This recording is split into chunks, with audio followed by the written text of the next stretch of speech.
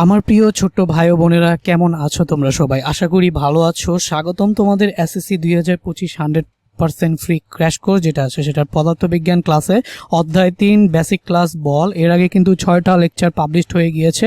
আজকে হচ্ছে আমাদের লেকচার 7। গত 6টা লেকচারে আমরা কিন্তু অধ্যায় 2 এর যাবতীয় একদম সৃজনশীল সহ সবকিছু সলভ করেছিলাম। সো দেখো, এই কোর্সটা হচ্ছে তোমাদের একটা ফ্রি কোর্স যেটা হচ্ছে 6 মাস যাবত চলবে। আমি অত্যন্ত দুঃখিত, দেশের পরিস্থিতি এবং ইন্টারনেটের অবস্থার কারণে তোমাদের যে রুটিন ছিল সেই রুটিন অনুযায়ী ফ্রি ক্র্যাশ কোর্সটা আমি এখন পর্যন্ত দিতে পারি নাই। সো দেখো, এই ফ্রি ক্র্যাশ কোর্সের মধ্যে সাবজেক্ট কি ছিল? আমাদের ফিজিক্স ছিল, তারপর হচ্ছে জেনারেল ম্যাথ ছিল, অ্যান্ড হচ্ছে আমাদের হায়ার ম্যাথ। এই 3টা সাবজেক্ট কিন্তু ছিল, যেটাকে আমি বলেছিলাম 6 মাস ডিউরেশন টাইম নিয়েছিলাম। সেই 6 মাস ডিউরেশনে ধীরে ধীরে তোমাদের যা যা প্রয়োজন সব কিছু আমি এখানে করাবো বলেছিলাম। ফ্রি ক্র্যাশ কোর্স ছিল এইটা। সো এখন দেখো, কনফিউশন তোমাদের লেগে গেছে যে গতদিন আমি একটা ভিডিও আপলোড দিয়েছি, সেটা হচ্ছে সাধারণ গণিত 1.5 মাসের সম্পূর্ণ বই, এসএসসি মানে সম্পূর্ণ বইয়ের যে কনসেপ্ট ক্লিয়ারের সেই কোর্সটা ছিল।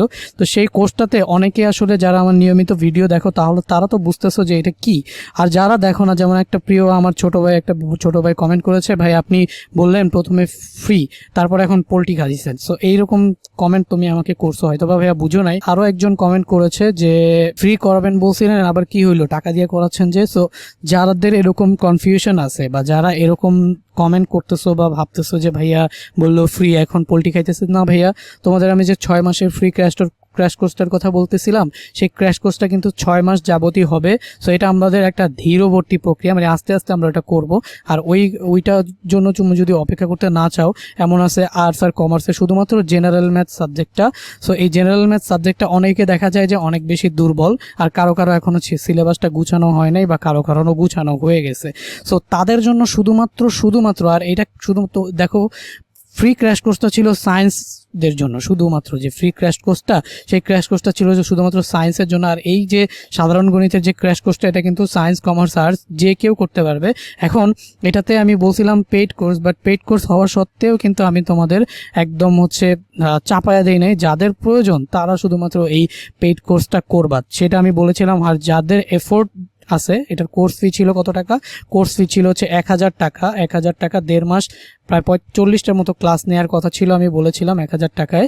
সো দেখো, আবার বলেছিলাম যে যাদের সামর্থ্য আছে তারা 1000 টাকা দিবা, বাট যাদের সামর্থ্য নাই তারা কিন্তু সামর্থ্য অনুযায়ী যত পারো তত দিয়ে এই কোর্সটা কিন্তু করতে পারো। এখন আরও একটা কথা হচ্ছে যে ভাইয়া পেইড কোর্স কেন? আচ্ছা দেখো ভাইয়া, এই যে আবার অনেকে বলছো যে ভাইয়া এই ফ্রি কোর্সটা লাইভ নেন না কেন? আচ্ছা দেখো, ফ্রি কোর্সটা না আমি কখন নেই, যখন ভাইয়া ফ্রি টাইম থাকি। হ্যাঁ, ধরো রাতে ফ্রি টাইমে থাকি, সকালে ফ্রি টাইমে থাকি। যখনই আমি ফ্রি টাইম থাকি তখন দেখা যায় যে, বা দুপুরে যখনই আমি ফ্রি টাইম পাই, একটু একটু করে রেকর্ড করে তারপরে তোমাদের এই ফ্রি ক্লাসটা আপলোড দিই। তার বাইরে দেখো, আমার নিজের পড়াশোনা থাকে, প্লাস হচ্ছে আমার তো হাত খরচেরও কিছু বিষয় আছে, তাই না? তো এই জন্য আমার কিছু টিউশনও আছে। এখন তো তোমাদের এই ফ্রি ক্র্যাশ কোর্সটা 6 মাস যাবত যেটা আমি নিব, এখানে কিন্তু প্রায় আমি প্রত্যেক দিন কম করে হইলেও 2 ঘন্টা টাইম আমার তোমাদের এটার পিছনে দিতে হয়। 2 ঘন্টা টাইম মানুষের জীবন থেকে কিন্তু হিউজ টাইম। তো সেইটার বিনিময়ে আমি তোমাদের থেকে ভালোবাসা ছাড়া আর কিছুই চাই না।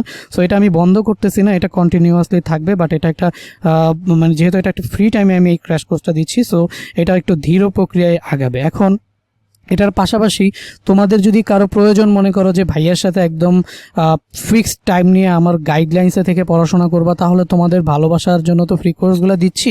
যারা এটা থেকে উপকৃত হচ্ছ, তোমাদের প্রিপারেশনটা এটা দিয়েই হয়ে যাচ্ছে, তাদের নিয়ে তো আমাদের কথা নাই, আমার কোনো কথা নাই। আমি নিয়মিত ফ্রি ক্র্যাশ কোর্সগুলো দিতে থাকবো। আর বাট যাদের আমার একদম সান্নিধ্যে থেকে লাইভে আমার সাথে আমার পরামর্শ নিয়ে একদম পড়াশোনা করার ইচ্ছা আছে, একদম আমার সাথে, তারা চাইলে একদম ফিক্সড টাইম নিয়ে লাইভে পেইড কোর্স দেখো ভাইয়া, আমার তো একটা যেহেতু এত সময় দিচ্ছি তোমাদের, মানে আমারও তো নিজের একটা হাত খরচ আছে বা নিজের একটা ইনকাম সোর্স লাগে। সো স্টুডেন্ট হিসেবে বেস্ট ইনকাম সোর্স হচ্ছে টিউশন, তাই না? সো আমি এই যে টিউশনগুলো করি আর অনলাইনে তোমাদের তোমাদের ভালোবাসার জন্য আমি এই ফ্রি ক্লাসগুলো নিচ্ছি, বাট সেই ফ্রি ক্লাসগুলো থেকে কিন্তু আমি কোনো ফিনান্সিয়ালি বেনিফিটেড হই না। সো এইখান থেকে দেখো, জাস্ট টিউশন তো আমি করাই, ঠিক আছে। এখন অনলাইনে আমার তোমাদের এরকম পাবলিকালি এই ফার্স্ট আমি একটা কোর্স লঞ্চ করেছি, সেটা 1.5 মাসে। বাট এতদিন যাবত কিন্তু আমাদের পার্সোনাল অনলাইন ব্যাচের টিউশন কিন্তু ছিল, এখনও রানিং অবস্থায় আছে। সো যারা ফ্রি ক্র্যাশ কোর্সগুলো করতেছিল তাদের জন্য বলতেছি যে ফ্রি ক্র্যাশ কোর্স তো ভাইয়া থাকবে। সো এই টাইপের যে কমেন্টগুলো করছো, পোল্টি নিছি ভাইয়া, তুমি হয়তো বা বুঝতে ভুল করছো।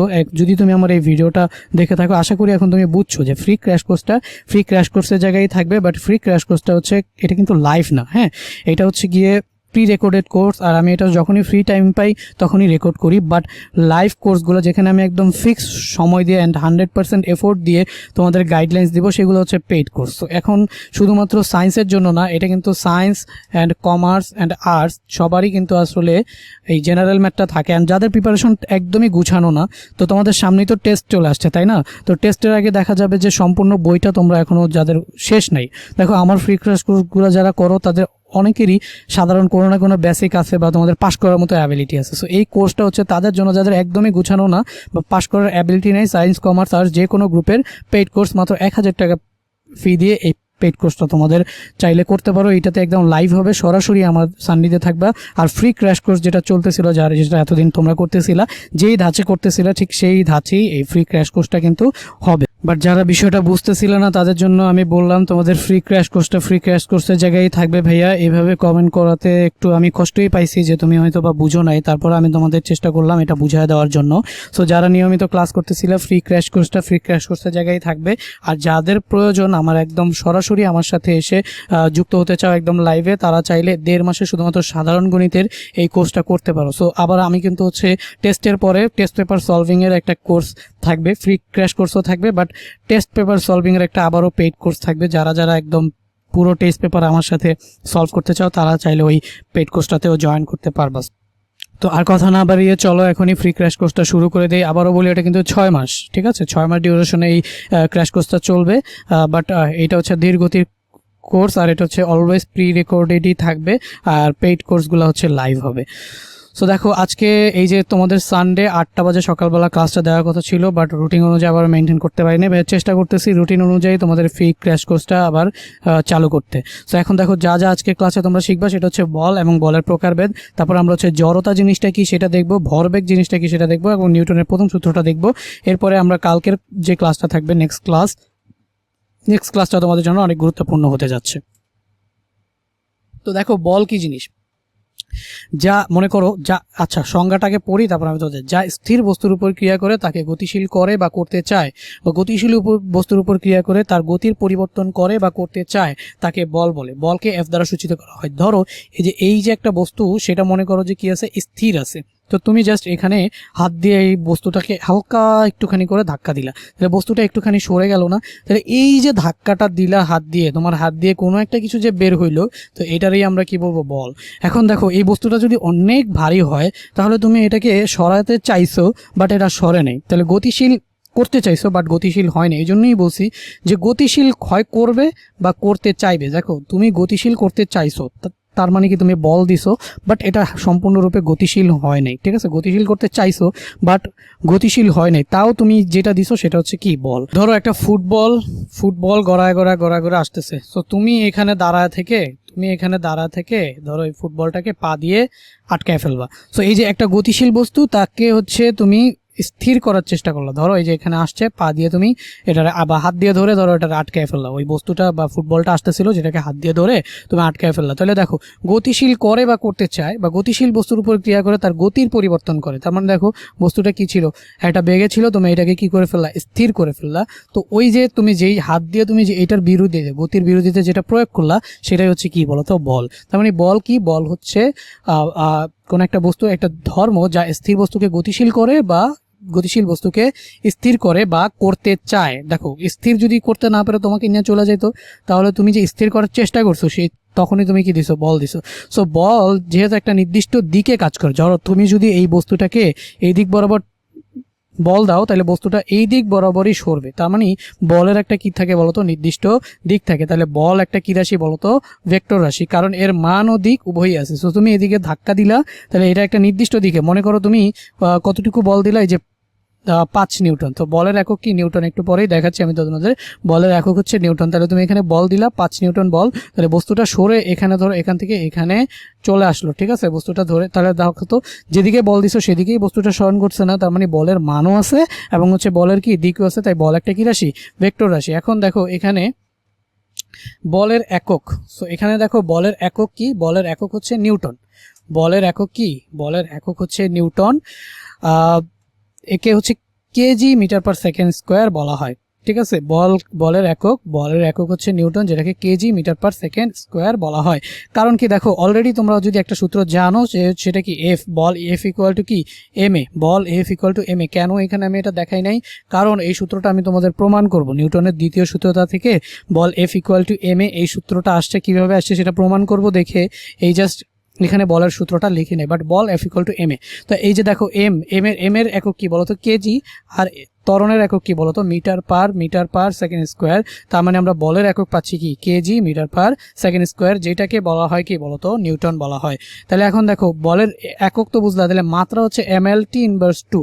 কেন মাত্রা এমএলটি ইনভার্স 2? এই যে কেজির মাত্রা কি বলো ভরের মাত্রা কি এম, আর এখানে মিটার মানে হচ্ছে দৈর্ঘ্যের মাত্রা কি লেন্থ কি এল, আর হচ্ছে এই যে তোমার সময়ের মাত্রা কি টি ইনভার্স। তো এম এল টি ইনভার্স 2, এটা হচ্ছে কি বলের মাত্রা। ওকে, সো এই যে দেখো বলের একক হচ্ছে কেজি মিটার পার সেকেন্ড, এটাকে নিউটন দিয়ে প্রকাশ করা হয়, এবং বলের মাত্রা হচ্ছে এম এল টি ইনভার্স 2। আশা করি এটা বুঝছো। এবার দেখো বলের কিছু বৈশিষ্ট্য আছে। তো দেখো বলের দিক আছে, অলরেডি আমরা দেখলাম যে বল একটা নির্দিষ্ট দিকে কি করে কাজ করে। ধরো তুমি এই বস্তুটাকে এফ বলে এদিকে ধাক্কা দিবা, তাহলে বস্তুটা এই দিকেই যাবে, বিপরীত দিকে কিন্তু যাবে না। তো এই তাহলে দেখো বলের একটা কি আছে, দিক আছে।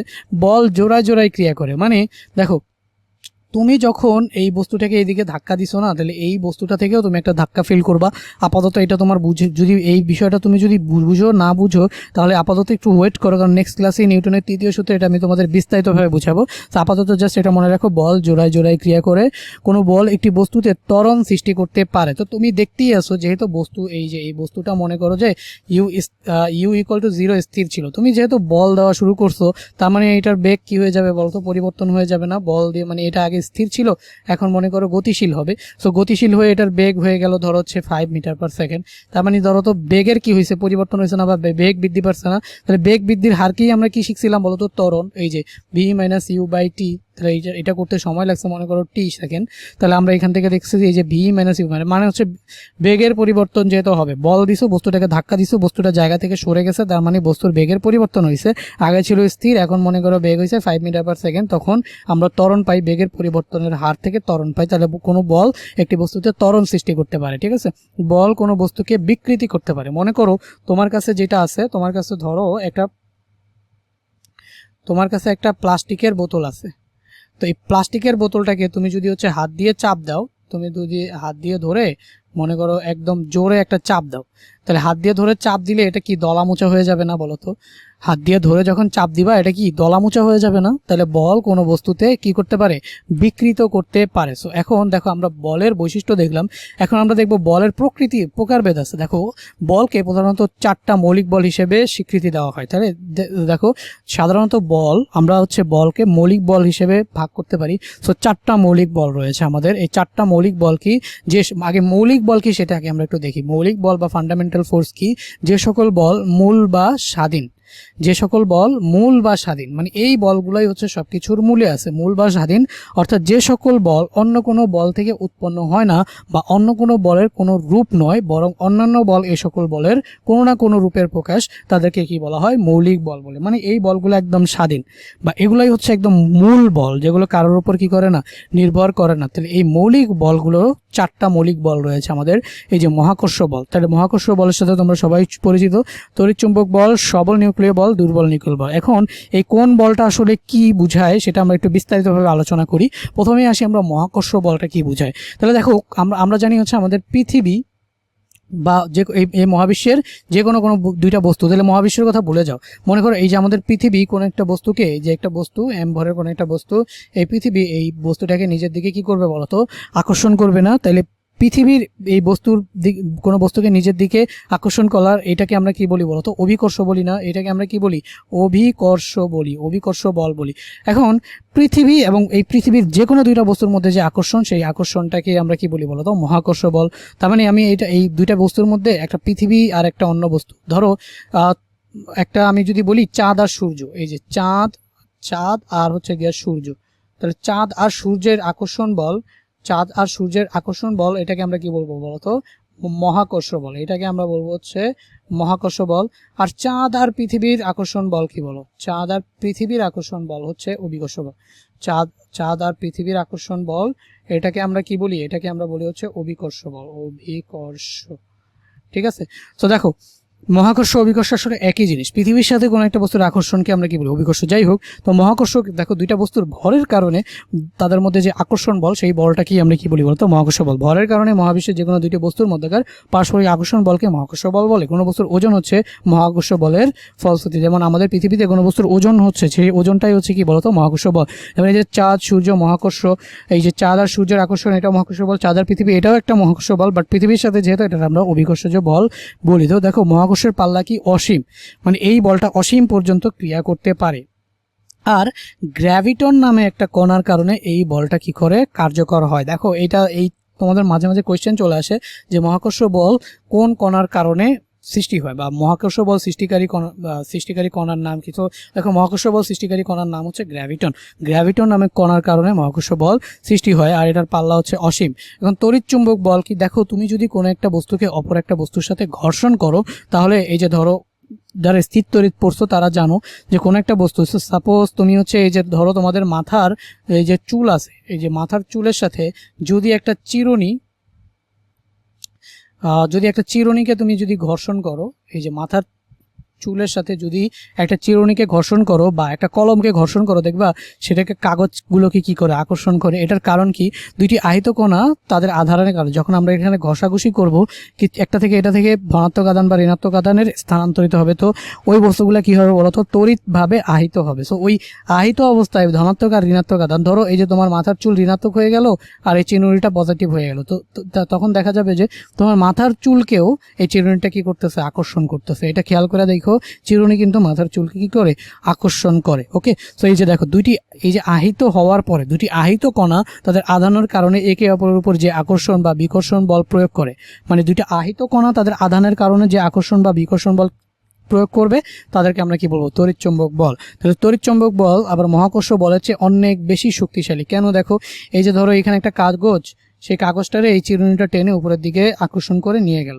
তাহলে দেখো পৃথিবী এত বড়, তার আকর্ষণকে ভেদ করে জাস্ট একটা চিরুনি তোমাকে সেই কাগজটাকে তার সাথে উঠায় নিয়ে গেল। তাহলে এই যে নিচের দিকে কাজ করতেছিল কি বলতো, পৃথিবীর যে ওজন mg, আর উপরে এই যে চিরুনিটা এই mg কে ভেদ করে এর উপরের দিকে নিয়ে গেল। তার মানে তড়িৎচুম্বক বল মহাকর্ষ বলের চেয়ে অনেক বেশি কি শক্তিশালী। আর পাল্লা, এটারও পাল্লা, তড়িৎচুম্বক বলেরও পাল্লা কি অসীম, এটা অসীম পর্যন্ত কাজ করতে পারে। আর হচ্ছে এটা কি বাহক কণা কি বলতো, বাহক কণা হচ্ছে ফোটন। তার মানে তড়িৎচুম্বক বল ফোটন নামে এক ধরনের বিশেষ কণার কারণে কার্যকর হয়। ওকে, এবার দেখো সবল নিউক্লিয় বল। সবল নিউক্লিয় বল হচ্ছে কি, দেখো পরমাণু নিউক্লিয় উপাদানসমূহকে একত্রে আবদ্ধ রাখে যে শক্তিশালী বল, তাকে আমরা কি বলবো, সবল নিউক্লিয় বল। তাহলে নিউক্লিয় উপাদানসমূহ কি বলতো, নর্মালি নিউক্লিয় উপাদান হিসেবে তোমরা যেটা জানো সেটা হচ্ছে কি প্রোটন আর হচ্ছে নিউট্রন। পরমাণুর যে কেন্দ্র নিউক্লিয়াসে কি থাকে বলতো, এই যে এটা যদি আমি একটু বড় করে লিখি, তাহলে যেখানে থাকে প্রোটন আর এখানে থাকে হচ্ছে নিউট্রন। প্রোটন নিউট্রন ছাড়াও এখানে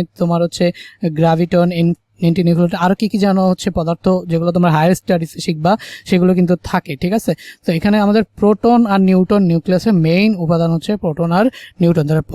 পরমাণুর নিউক্লিয়াসে নিউক্লিয় উপাদানসমূহকে একত্রে আবদ্ধ রাখে যে শক্তিশালী বল। তাহলে এই যে প্রোটন এবং নিউট্রন যে শক্তিশালী বল দিয়ে তোমার হচ্ছে একে অপরের সাথে আকৃষ্ট থাকে, সেই শক্তিশালী বলটাকে আমরা কি বলবো বলতো, সবল নিউক্লিয় বল। তাহলে সবল নিউক্লিয় বল যেহেতু শুধুমাত্র পরমাণু নিউক্লিয়াসের মধ্যে ক্রিয়ারত থাকে, তাহলে এদের পাল্লা খুবই কম, প্রায় যে 10 টু দি পাওয়ার -15। তার মানে অনেক কাছাকাছি থেকে এই আকর্ষণ করে। আর এই সবল নিউক্লিয় বলের বাহক কণা যেটা, সেই বাহক কণাটা কি বলতো, বাহক কণাটা হচ্ছে গিয়া গ্লুয়ান। তাহলে গ্লুয়ান নামক একটা কণার কারণেই এই হচ্ছে তোমার, যেহেতু আঠার মতো প্রোটন আর নিউট্রনকে আটকে রাখে, সেই জন্য এটা মনে রাখতে পারো, এটা হচ্ছে কি গ্লুয়ান। তাহলে গ্লুয়ান নামক কণার কারণেই এই হচ্ছে সবল নিউক্লিয় বলগুলো পরস্পরকে কি করে রাখে, আকর্ষণ করে রাখে। সো দেখো এগুলো অনেক বিস্তারিত আলোচনা চাইলে তুমি আসতে দেখতে পারো বা করতে পারো, বাট তোমাদের লেভেলে এর বাইরে দরকার নাই, যার কারণে আমি শুধুমাত্র এতটুকুই তোমাদের আলোচনা করলাম। এবার দেখো দুর্বল নিউক্লিয় বল, যে স্বল্প পাল্লার ও স্বল্প মানের বল নিউক্লিয়াসের মধ্যে মৌলিক কণাগুলোর মধ্যে ক্রিয়া করে অনেক নিউক্লিয়াসে অস্থিতিশীলতার উদ্ভব ঘটায়, তাকে দুর্বল নিউক্লিয় বল বলে। মানে দুর্বল নিউক্লিয় বল এমন একটা বল যেই বলটা হচ্ছে তেজস্ক্রিয় মৌল, যখন মৌলগুলো তেজস্ক্রিয় অবস্থায় থাকে তখন একটা বল কার্যকর হয়। তাহলে দুর্বল নিউক্লিয় বলের উদ্ভব হয় কখন, যখন নিউক্লিয়াস থেকে একটা বিটা রশ্মি নির্গমন হয়ে যায়। মানে যখন কোনো একটা মৌল উত্তেজিত হয়ে যায়, তখন উত্তেজিত হওয়া অবস্থায় তখন ওইটার ভেতর থেকে যে বিটা পার্টিকেল নির্গমন ঘটে, তো ওই বিটা রশ্মি নির্গমনের সময় একটা বলের উদ্ভব হয়। সেই বলটাকে আমরা কি বলি বলতো? দুর্বল নিউক্লিয় বল। ঠিক আছে, তো এই যে দেখো বিটা রশ্মি নির্গমনের সময় নিউক্লিয়াস থেকে একটি ইলেকট্রন এবং একটি অনাহিত কণা নিউট্রিনো নির্গত হয়ে যায়। সো এই সময় যে বলটা উৎপন্ন হয় সেটাকে আমরা দুর্বল নিউক্লিয় বল বলি। তো এইটার পাল্লাও খুব ছোট, কারণ এটা কোথায় ঘটে বলো তো? এটা ঘটে হচ্ছে নিউক্লিয়াসের মধ্যে, তাই না? তো নিউক্লিয়াস যেহেতু অনেক ছোট, তাহলে এটার পাল্লাও হচ্ছে কি 10⁻⁶ থেকে 10⁻18 পর্যন্ত। আর এটার বাহক কণা এখানে দেখো WZ বোসন, WOZ বোসন নামে একটা বোসন কণা আছে। তো এই বোসন বা বোসন কণা, সেই বোসন কণা হচ্ছে গিয়ে দুর্বল নিউক্লিয় বলের বাহক বা হচ্ছে কারণ। ওকে, এখন দেখো বিভিন্ন প্রকার বলের মধ্যে সবার প্রথমে আমরা দেখব স্পর্শ বল।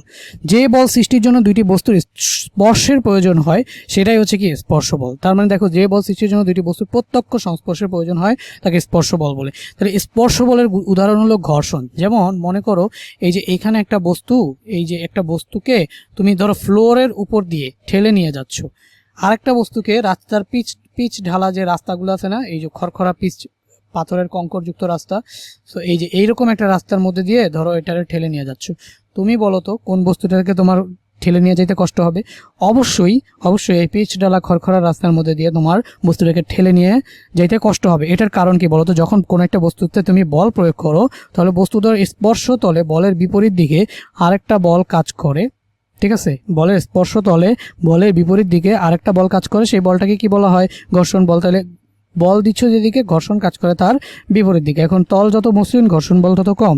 তো দেখাই যাচ্ছে যে ঘর্ষণ বল দুইটা বস্তুর পরস্পরের স্পর্শে উৎপন্ন হয়। তাহলে এটা একটা কি বলতো? স্পর্শ বল। ঘর্ষণ বলের জন্য দুইটা বস্তু পরস্পরকে স্পর্শ করার প্রয়োজন হয়, এই জন্য একটা স্পর্শ বল। আর টান বল কি? দেখো কোনো একটা বাক্সকে ধরো দড়ি লাগাইয়া তুমি টেনে নিয়ে যাচ্ছ, তাহলে টানের জন্য এখানে একটা বল দিতে হবে না? তো এই যে টান বল, তাহলে টান বলের জন্য দড়িতে তোমার কি স্পর্শ করা লাগতেছে না? তো এটাও একটা কি বলতো? স্পর্শ বল। তাহলে সংঘর্ষের সময় সৃষ্ট বল। তাহলে সংঘর্ষ যখন হয়, ধরো এই যে এই একটা বস্তু এদিক থেকে যাচ্ছে, এই একটা বস্তু ধরো এদিক থেকে আসতেছে, তাহলে এখন একটু পরে গিয়ে দেখা গেল এরা সংঘর্ষ হইলো। তাহলে সংঘর্ষ হওয়ার সময় একজন একজনকে কি স্পর্শ করার প্রয়োজন হচ্ছে না? তাহলে এটা হচ্ছে সংঘর্ষের সময় সৃষ্ট বল, সেটা একটা কি স্পর্শ বল। তারপর হচ্ছে এই যে বাক্স টেনে নেওয়ার সময় আমরা টান বল প্রয়োগ করি, বাক্সের গতি বিপরীত দিকে, তখন ঘর্ষণ বলের সৃষ্টি হয়। তো সবই বুঝিয়ে দিলাম, তাহলে স্পর্শ বলটা বুঝছো। এখন দেখো অস্পর্শ বল কি? দুটি বস্তুর প্রত্যক্ষ স্পর্শ ছাড়াই যে বল ক্রিয়া করে সেটা কি আমরা কি বলবো? অস্পর্শ বল। তাহলে অস্পর্শ বল কি বলো? মনে করো উপর থেকে তুমি একটা বস্তুকে ছেড়ে দিলা, তাহলে এদের মধ্যে কি কোনো স্পর্শ আছে? দেখো তো এই পৃথিবী, এটা ধরো এই যে এটা হচ্ছে পৃথিবী, আর এখান থেকে তুমি এই বস্তুটাকে ছেড়ে দিলা, দেখো এই দুটার মধ্যে কি কোনো স্পর্শ ছিল? তাও বস্তুটা নিচের দিকে পড়তেছে কেন? কারণ পৃথিবী তাকে আকর্ষণ করতেছে, আর এই আকর্ষণটার কিন্তু কোনো ধরনের স্পর্শ ছাড়াই ছিল। সেমভাবে ধরো এখানে একটা চুম্বক আছে, এখানে একটা চুম্বক আছে, তাহলে এই চুম্বক দুইটা পাশাপাশি রাখলে ধাম করে এসে এরা লেগে যাবে না?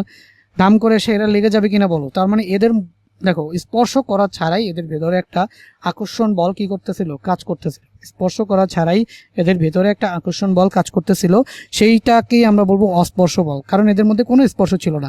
এটা ধরো একটা চুম্বক, এর একটা চুম্বক, কোনো স্পর্শ ছাড়াই একে অপরকে ধাম করে এসে আকর্ষণ করে ফেলছে। সো এদের মধ্যে স্পর্শ করানো ছাড়াই বল ক্রিয়া করে, তো এটা হচ্ছে অস্পর্শ বল। সো এই যে একটা বস্তুকে উপর থেকে ছেড়ে দিলাম, নিচে ঠাস করে পড়তেছে, এটা পৃথিবীকে আকর্ষণ করে নিয়ে আসতেছে দেখে এটা নিচের দিকে পড়তেছে, সো এটাকে বলা হয় হচ্ছে অস্পর্শ বল। তো দেখো এই যে দুটি বস্তুর মধ্যে ক্রিয়াশীল আকর্ষণমূলক মহাকর্ষ বল, এই মহাকর্ষ বলটা একটা অস্পর্শ বল, একটু আগে বুঝাইলাম। এই যে পৃথিবী বস্তুকে আকর্ষণ করতেছে সেটা কি অভিকর্ষ বা মহাকর্ষ বল, সেটা একটা অস্পর্শ বল।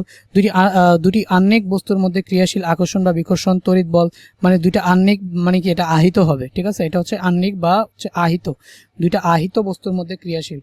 দুইটা আহিত মানে কি যারা আধানের সৃষ্টি হচ্ছে, ঠিক আছে? দুইটি আহিত বস্তুর মধ্যে ক্রিয়াশীল আকর্ষণ বা বিকর্ষণকারী তড়িৎ বল। একটু আগে তোমাদের দেখাইলাম যে একটা বস্তুকে চিরুনির সাথে মাথায় ঘষলে তড়িৎ আহিত হয় এবং এদের মধ্যে একটা আকর্ষণ বল ক্রিয়া করে, তো সেটাকেই আমরা কি বলি? আকর্ষণ বা বিকর্ষণকারী তড়িৎ বল। এখন দেখো দুটি চুম্বকের মেরুর মধ্যে আকর্ষণ বা বিকর্ষণমূলক বল অথবা চুম্বক একটি চুম্বক পদার্থের মধ্যে ক্রিয়াশীল আকর্ষণ বলগুলোকে অস্পর্শ বল বলা হয়। তো এতক্ষণ যে কথাগুলো বললাম সেগুলো যাতে তোমরা ভুলে না যাও, সেই কথাগুলো কিন্তু এখানেই লিখে দেওয়া আছে, ঠিক আছে? তো অস্পর্শ বল কি বুঝছো? এখন দেখো সাম্য বল কি? সাম্য বল হচ্ছে কোনো বস্তু, ধরো এইখানে একটা বাক্স আছে, হ্যাঁ, এই দিক থেকে তুমি ধাক্কা দিতেছো, এদিক থেকে তোমার বন্ধু ধাক্কা দিতেছে। এখন তোমার বন্ধুও ধরো 5 নিউটন বলে ধাক্কা দিতেছে, তুমিও ধরো হচ্ছে 5 নিউটন বলে ধাক্কা দিতেছো। তো দুজন যদি একই টাইমে বিপরীত দিকে একই মানের বলে, মানে দুজনের সমান সমান বলে দুই সাইড দিয়ে ধাক্কা দাও, তাহলে এই বস্তুটা কি কোথাও যাবে বলো তো?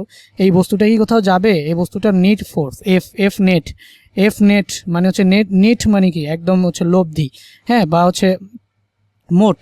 তাহলে মোট বল কত বলো তো? মোট বল 0। কেন? কারণ তোমার বল আর তোমার বন্ধুর বল মাইনাস হয়ে কি হয়ে যাচ্ছে বলো তো? কাটাকাটি হয়ে যাচ্ছে। তো দেখো, দুই বা ততোধিক বলের যোগফল বা লব্ধি যদি 0 হয়, তখন সেটাকে আমরা কি বলবো বলো তো? সেইটাকে বলবো আমরা সাম্য বল। ঠিক আছে, তাহলে সাম্য বল কি? দুই বা ততোধিক বল যদি লব্ধি সবার যোগফল যদি 0 হয়, তাহলে এটাকে আমরা কি বলবো? সাম্য বল। ওকে, তো এখন অসাম্য বল কাকে বলে? অসাম্য বলটা এখানেই বুঝিয়ে দিই, যদিও পরিবেশটা লেখা আছে। তো ধরো তোমার বন্ধু 10 নিউটন বলে ধাক্কা দিতেছে, তাহলে এখন তোমার বন্ধু কি তোমারটা অনেক বেশি জোরে ধাক্কা দিচ্ছে না? তাহলে প্রথমে কি হবে বলো তো? 10 মাইনাস 5 সমান সমান কি 5 নিউটন। তাহলে 5 নিউটন, প্রথমে তোমার বলটাকে, তোমার বন্ধুর বল যেহেতু বেশি, তাহলে তুমি যে বলটা দিছো সেই বলটাকে আগে মাইনাস করবে, তোমার বন্ধু সেই বলটাকে আগে কাটাকাটি করবে, মাইনাস করবে, তারপরে যত এক্সট্রা বল থাকবে, যেমন এখানে এক্সট্রা বল কত ছিল বলো তো? 5 নিউটন। তাহলে 5 নিউটন বলে তোমার বন্ধু কিন্তু এই ডিরেকশনে কি চলে যাবে। 5 নিউটন বলে তোমার বন্ধু এই ডিরেকশনে চলে যাবে। সো দেখো, এইটা কি আমরা সাম্য বল বলবো? না, দুইটা বলের মান কি না সমান না, তাহলে এই বলটাকে আমরা সাম্য বল বলতে পারবো না। এই বলটাকে আমরা কি বলবো বলো তো? অসাম্য বল। সো দুই বা ততোধিক বলের ক্রিয়ারেখা যদি লব্ধি 0 না হয়, সেটাকে আমরা কি বলবো? অসাম্য বল বলবো। ওকে, এখন আরেকটা সাম্য বলে দেখো, অসাম্য বল কি? আনব্যালেন্স যে বল সমূহ প্রয়োগের ফলে বস্তু সাম্যাবস্থায় না থেকে এর উপর একটি লব্ধি ক্রিয়া করে, তবে ওই বলসমূহকে অসাম্য বল বলে। সো সাপোজ আমি আরেকটা উদাহরণ দেই। মনে করো এটা একটা বই তোমার, হ্যাঁ, এটা একটা ধরো, এটা বই না, এটা বস্তু। এখানে একটা আংটা লাগাইলা, এখানে একটা আংটা লাগাইলা, সেই আংটা থেকে দুইটা সুতা বের করলা। হ্যাঁ, এখন এই বস্তুটা কোথায় কাজ করতেছে বলো তো? এই বস্তুটা কাজ করতেছে mg নিচের দিকে। ধরো এখন এই সুতা দিয়ে তুমি তোমার হাত দিয়ে এই যে এখান থেকে ধরো এই যে তোমার হাত দিয়ে এইটারে ধরে রাখতে চাও। ঠিক আছে, এখন তুমি আর তোমার বন্ধু যদি এখানে একদম হাত দিয়ে এটাকে এভাবে ধরে রাখতে চাও, তাহলে দেখা যাবে যে বস্তুর ওজনের কারণে এটা নিচের দিকে চলে যাইতে চাবে। সো ধরো তুমি এদিকে যদি বল দাও, তোমার বন্ধু যদি এদিকে বল দেয়, তো দুজনে যদি টান টান অবস্থায় রাখতে চাও, তাহলে আর তখন কি হবে বলো তো? এই যে তোমার বল মনে করো F1 আর তোমার বন্ধুর বল মনে করো F2। তো তোমাদের F1 আর F2 যদি হচ্ছে একদম সমান হয়, তাহলে দেখো তোমাদের এই mg এর থেকে বেশি হয়, তাহলে এটা টান টান থাকবে। বাট যদি এমন হয় যে তোমরা এই পর্যাপ্ত পরিমাণ বল, মানে খুব কম পরিমাণে বল দিছো, তাহলে দেখা যাবে যে এই যে বস্তুটা না এইরকম ভাবে কি নিচের দিকে চলে যাবে, আর টান টান অবস্থায় থাকবে না বস্তুটা। যদি তুমি কম বল দাও, ধরো এই যে কম বল দিলা, ধরো তুমি কি করলা, কম বল দিলা, তাহলে এই যে তুমি তুমি তুমি F1 বা F2 বল দিল তোমার বন্ধু, তুমি ধরো দিলা F1, কম বল দিলা, তাহলে এই বস্তুটা কি ওজনের কারণে নিচের দিকে চলে যাবে। তাহলে বলো তো এরা কি এই যে এই বরাবর আগে ছিল, এখন বল কমানো হওয়ার কারণে নিচের দিকে চলে গেছে, তাহলে সাম্যাবস্থা কি আর আছে? নাই। তাহলে দেখো, বলের লব্ধি কোন একটা নির্দিষ্ট দিকে, যেমন mg বেশি ছিল, তোমাদের বল কম ছিল, তাহলে এটা সাম্যাবস্থায় ছিল না, এটা নিচের দিকে চলে গেছে। সো এটাই আসলে অসাম্য বল কি?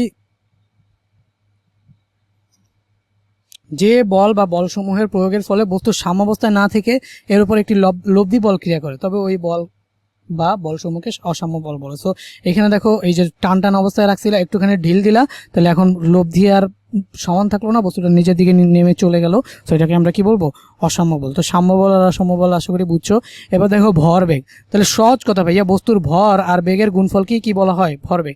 মনে করো এই যে একটা বস্তু, সেই বস্তুটা চলতেছে, সেইটা কি বেগে চলতেছে? এটা ধরো হচ্ছে ভি বেগে চলতেছে, এন্ড এইটার একটা ভর আছে এম। তাহলে এই বস্তুটার ভর আর বেগের গুণফলই হবে কি বলতো?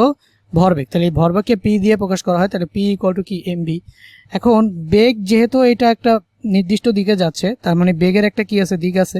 তাহলে এই যে তাহলে হচ্ছে ভরবেগের একটা কি থাকবে বলতো? দিক থাকবে, কারণ বেগের সাথে যা ভর গুণ করলে তো দিকের কোনো পরিবর্তন হবে না। তাহলে ভরবেগ একটা কি রাশি বলতো? একটা ভেক্টর রাশি। ভরবেগ কি জিনিস? একদম সহজ কথা ভাই, কোন একটা বস্তু গতিশীল অবস্থায় যাচ্ছে, তার ভর আছে এবং তার কি আছে? বেগ আছে। তাহলে ভর আর বেগের গুণফলকে কি বলবো? ভরবেগ। তো দেখো ভরবেগের একক কি আসলে? তো এই যে ভরের, এই যে ভরবেগকে আমরা কি দিয়ে প্রকাশ করছি? পি দিয়ে না? পি ইকুয়াল টু কি এমবি। তাহলে ভরবেগ একটা মনে রাখো ভেক্টর রাশি, কারণ কি এই যে ভর আর বেগ, তাহলে বেগের যেহেতু এই দিকে বেগ ছিল, ভর গুণ হয়ে গেলেও বেগের দিক কিন্তু পরিবর্তন হবে না। তার মানে ভরবেগ পি একটা কি রাশি, ভেক্টর রাশি। তাহলে P equal to M V. তাহলে এটার একক কি হবে দেখো, এম এর একক কি, এম এর একক হচ্ছে কেজি, আর তোমার হচ্ছে বেগের একক কি, মিটার পার সেকেন্ড। তাহলে ভরবেগের একক কি, কেজি মিটার পার সেকেন্ড। আর এটার মাত্রা কি হবে, মাত্রা কি হবে বলো, মাত্রা হবে যে কেজির মাত্রা কি, কেজির মাত্রা হচ্ছে এম, আর মিটারের মাত্রা কি, মিটারের মাত্রা হচ্ছে এল, পার সেকেন্ড সময়ের মাত্রা কি, টি ইনভার্স 2।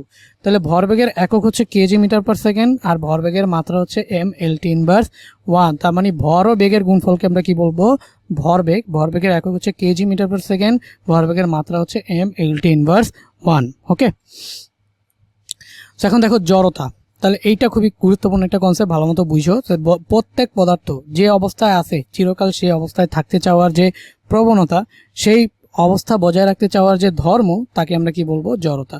সাপোজ এই যে টেবিলের উপর একখানা বই রাখলে বইটি সারা জীবন টেবিলের উপরেই পড়ে থাকবে, যদি কেউ বইটা না সরায় বা সরাতে চেষ্টা না করে। তার মানে বুঝতেই পারতেছো যে বস্তু, যদি একটা বস্তু এইখানে আছে, যদি এটা স্থির থাকে মানে বসে আছে, তার মানে এটা চাইবে না জীবনে একা একা এটা গতিশীল হতে, যতক্ষণ না পর্যন্ত তুমি বল প্রয়োগ করো।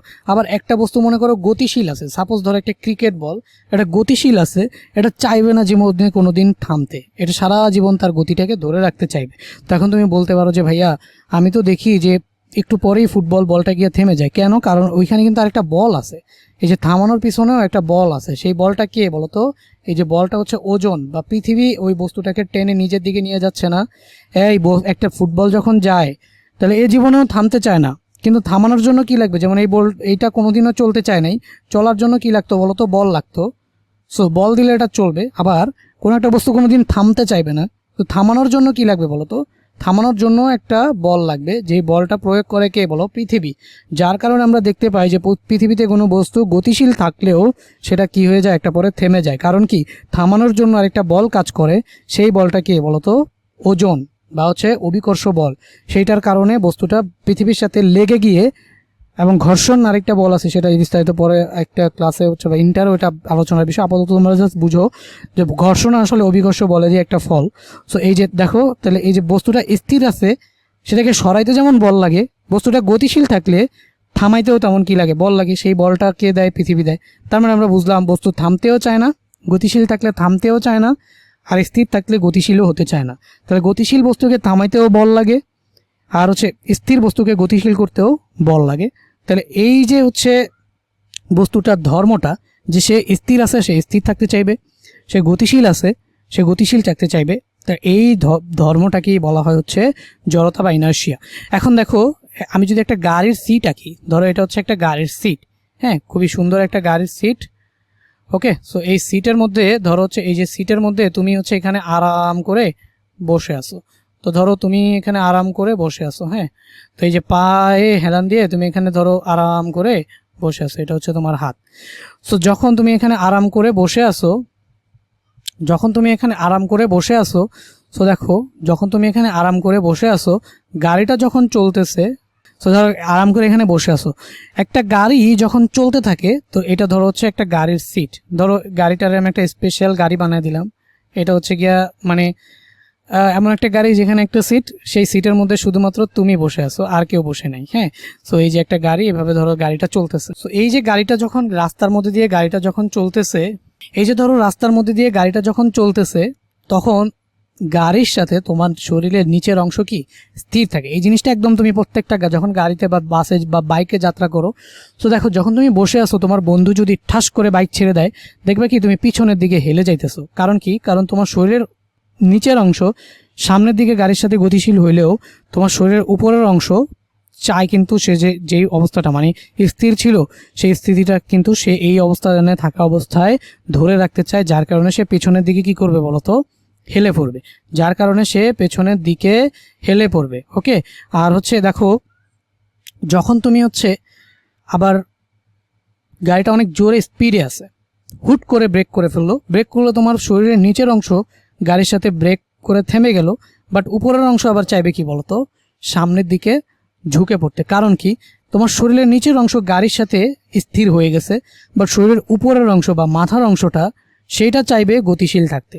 সো গতিশীল থাকার কারণে দেখা যাবে যে এই তোমার মাথার সামনের অংশটা সামনের দিকে চলে যাইতে চাবে, বাট যেহেতু তুমি সিটের সাথে স্থির হয়ে গেছো, সো তোমার মাথা খুলে তো আর পড়ে যাবে না, কিন্তু তোমার মাথাটা একটু পরেই দেখবে যে সামনে একটু হেলে গিয়ে পেছনে আবার এই যে বডি পার্ট লাগানো থাকে না, এই জন্য আবার সামনে চলে। মোট কথা, এটা চলন্ত গাড়ি হুট করে যখন ছেড়ে দেয় তখন তুমি পেছনের দিকে চলে যাও, আর হুট করে যখন চলন্ত গাড়িটা মানে একটা স্থির গাড়ি হুট করে যখন ছেড়ে দেয় তখন তুমি পেছনে চলে যাবে, আর একটা চলন্ত গাড়ি যখন হুট করে ব্রেক করে তখন তুমি সামনে চলে যাবে। কারণ কি, যখন স্থির গাড়ি তখন তোমার শরীরও উপরের অংশ স্থির থাকতে চায়, বাট নিচের অংশ গাড়ির সাথে গতিশীল হয়, উপরের অংশ স্থির অবস্থাটা বজায় রাখতে চায়, যার কারণে যে অবস্থানে ছিল সেই অবস্থানে থাকতে চাওয়ার জন্য পেছনের দিকে হেলে পড়ে।